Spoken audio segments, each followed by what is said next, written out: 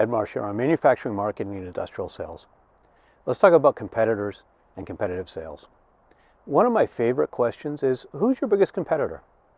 And the answer is always some variation of, well, in our X product line is company A and sometimes company B. In our Y product line is company O and company P, and so on.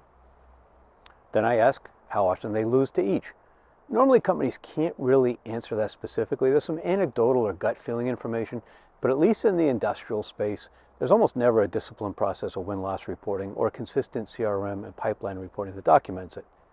But those are really only tangential anyway to the fundamental point that I'm driving at. Because next, I ask what percent of deals they win. Normally they say it's about 20 to 30%. We'll talk about close rates another day. And then I ask what percent of deals they lose, and it's usually the same, about 20 or 30%. So you know where this is going. If they win 20% or 20 to 30% and they lose 20 to 30%, I ask, okay, what about the other 40 to 60%? And the answer is that nothing happens in those deals. They're neither won nor lost. Those deals just die, they say. Well, I disagree. Those are lost deals just as surely as if a competitor walked away with a PO. But they're lost to a competitor that few companies really take seriously. And that's the status quo. The status quo is the single biggest competitor that most companies have.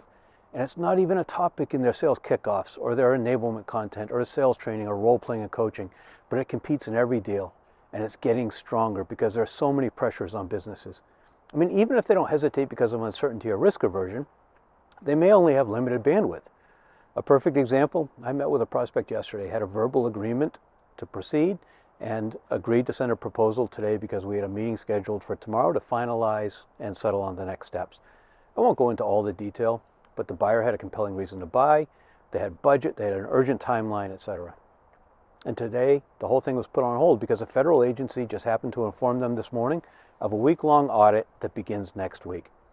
So I'm not saying that you can invariably win against the status quo, but if you don't recognize that it's the biggest player in your competitive sales situations, and they're all competitive because the status quo is inherently in all of them, then you're missing a major factor in your manufacturing, marketing, and industrial sales.